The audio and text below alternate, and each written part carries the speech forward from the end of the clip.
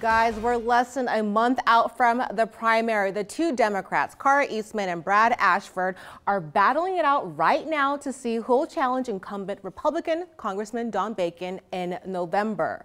Former Congressman Brad Ashford wants to take back his seat after being defeated by Bacon in 2016.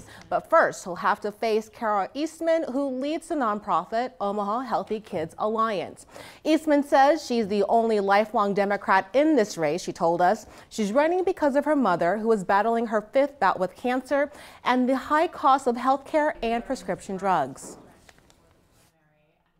It occurred to me that at that point, that when we were hearing about the repealing or replacing of the Affordable Care Act, that we weren't talking about people and the impact that these policies have on actual people. Eastman also favors debt-free tuition for college students, saying too many students are drowning in college debt. And to see her answers on other topics, we have both candidates' platforms on where they stand on the issues on our website, 3newsnow.com. And new this morning, 3 News Now reporter Nick Starling shares why Brad Ashford wants voters to send him back to Washington. You play basketball? Brad Ashford hits the campaign trail again, hoping to sway voters in his direction. I've been a legislator for a long time in Nebraska. It's what I enjoy doing. Ashford says one of his main accomplishments while in D.C. was a public-private partnership for a new medical VA center and finding compromises to major issues. One of the things I liked most about my job in D.C. was taking an idea that was emanated from here, taking it back to D.C. and then trying to do something with it. Since his time in office, a major tax reform package passed, lowering the corporate tax rate and changing how you file taxes. Ashford says it was bad legislation. Way, in my view, way too expensive. We'll never be able to pay for it, at least in the next 10 years. I would not have voted for it. On health care, Ashford voted several times against repealing the Affordable Care Act.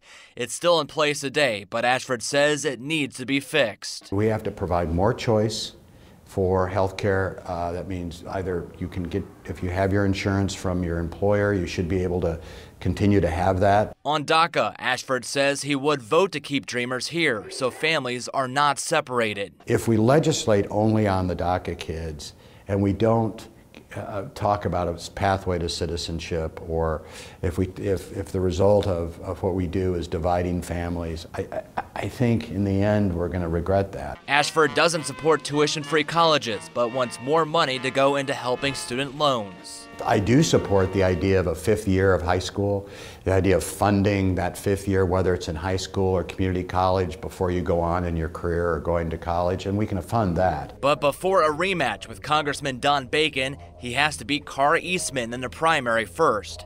Ashford says while they agree on many of the issues, his experience stands out. So I think the difference is not in vision or not in caring about people or any of those kinds of things. I think the difference just is I believe I know what's possible. Again, that is Nick Starling reporting there. Later today, be sure to tune into KMTV 3 News Now when the two square off. Watch Kara Eastman and Brad Ashford as they face off from 6:30 until 7 p.m. Michael Severe of the Omaha World Herald, along with our anchor Craig McGrelly, will moderate. Live in the studio, Shantae Passmore, 3 News Now this morning. Very helpful.